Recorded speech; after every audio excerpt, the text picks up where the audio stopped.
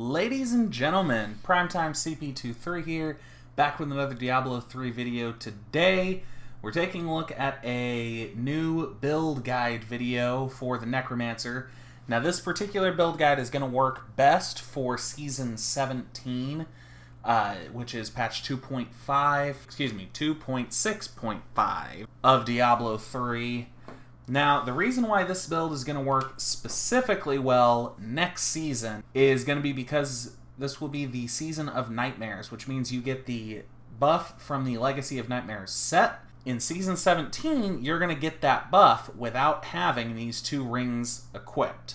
That frees up 2 more ring spots, which is going to allow for some interesting combinations. In my testing, as you can see here, we were able to complete a GR 75, which is equivalent to Torment 16, in under 7 minutes. Now, that's not great, but keep in mind that is without this build performing at top efficiency. When this build is performing at top efficiency, I firmly believe it's going to slaughter T13. It's going to be a very good option for T14. And with enough Paragon and proper item rolls, you may very well be able to speed farm into T15 and 16 with this. So, what are we working with in this build? So, for starters, like I said, this is a Legacy of Nightmares build. I'm going to go ahead and remove the Legacy of Nightmares items because we don't have to wear them for the actual season. Now, for Season 17 specifically, as I mentioned, the rings that I will definitely be wearing are Brig's Wrath. This is going to pull in all enemies to your location when they are cursed. And Crisban's Sentence. Of course, these are must-haves. Now, the third ring is a little negotiable. If you need more damage, which I think is going to be the case when you're going into the higher torments, you're going to want a Convention of Elements. This is going to give you a 200% damage multiplier. If you need more toughness, I recommend going with Lornell's Sunstone. This build is kind of squishy. It does take a lot of damage. It's a very up-in-your-face kind of build, so keep that in mind when you are building this. For your armor slot, I'm going to choose Golem Skin Breeches. The alternative, if you are doing Nephilim Rifts instead of Greater Rifts, swap in a Gold Wrap. You're not going to be touched.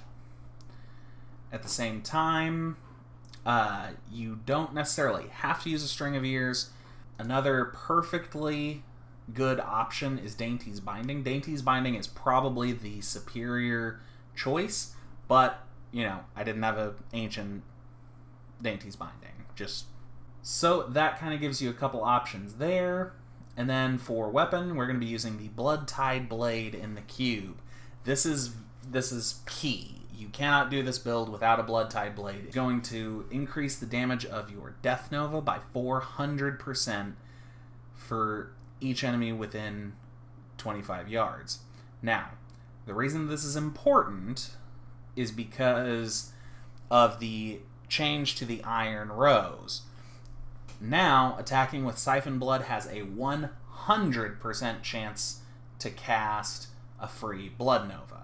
Now, I'm seeing in the general chat of the PTR right now that this might be kind of bugged, and you'll see it in the gameplay that's going on probably over there. Sorry, I struggle with that. When you're in the middle of combat, sometimes you will only get 1 Blood Nova. Other times it'll just be going crazy, just constant waves. So it's possible that there is a slight bug on that, but I didn't have any problems with it when testing. Next up, we have an Ingeom. I did do some testing with a Funerary Pick, I'm not sure how to pronounce it, but I don't think it's worth it. From the testing that I personally did, it didn't seem like you were getting double or triple the bonus from your Siphon Blood with Iron Rose.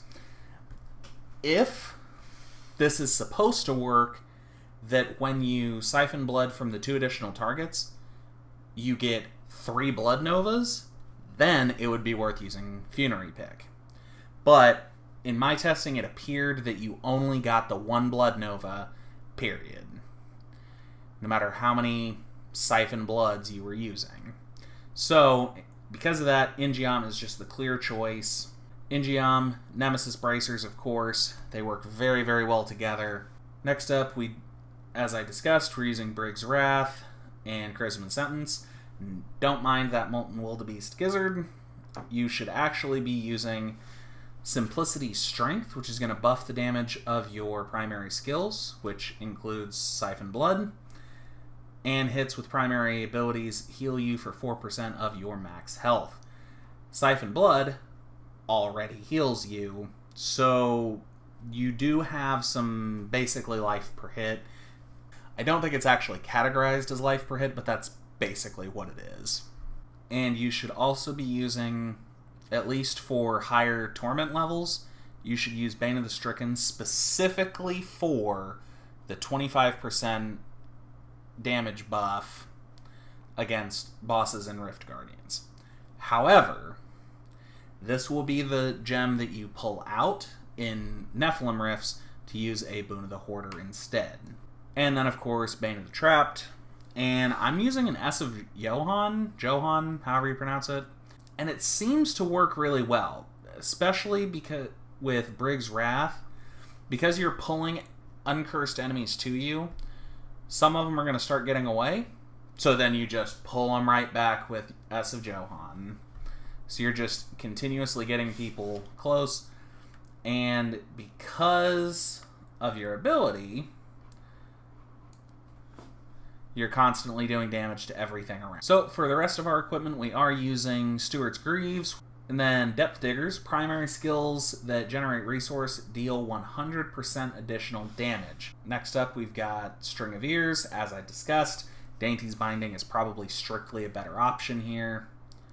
Aquila Cuirass, you do not use resource in this build, so it just makes sense to use Aquila Cuirass and get that 50% toughness boost. Helm is an open slot. Shoulders, another fairly open slot. St. Archie's Gauge, also a fairly open slot.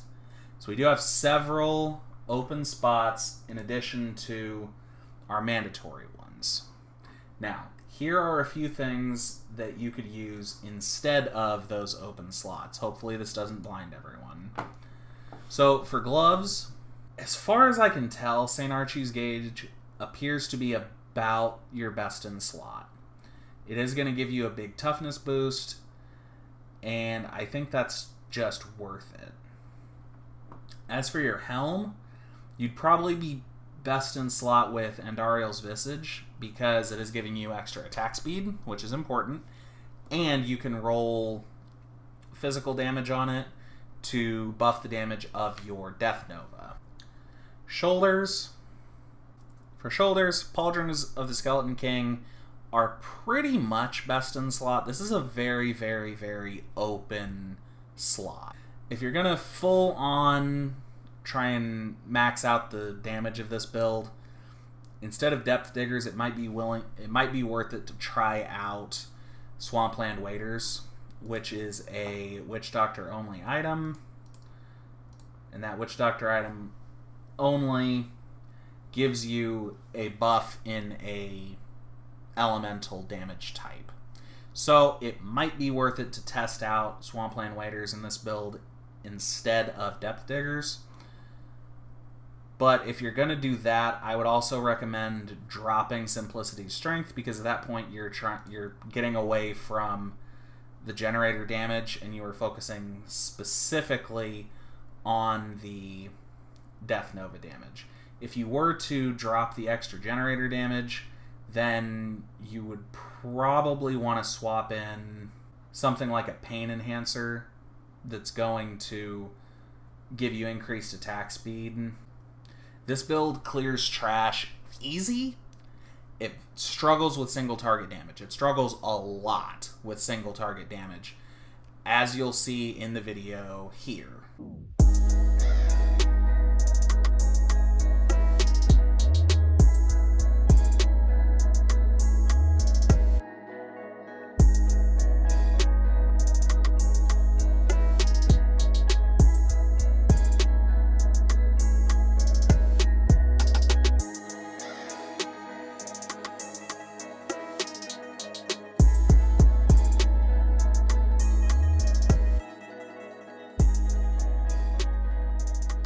So moving right along to skills, we are using Siphon Blood with Power Shift. Alternatively, especially if you want to get rid of the damage buff from Power Shift, you could probably swap to Bloodsucker, which is going to pull nearby health globes to you, or possibly even Drain Life. You could use Drain Life because you are not using Essence in this build, so it doesn't matter that you're cutting your Essence restoration. Simulacrum with Self-Sacrifice.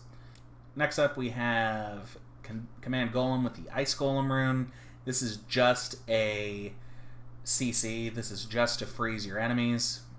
Death Nova with the Blood Nova rune. It's really the only choice. Iron Rose gives you a Blood Nova.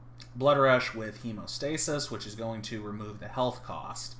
Frailty with the Aura of Frailty rune. This is kind of a lazy choice, but it's the one I personally like because that way it's just constantly bringing enemies to you with Brig's Wrath.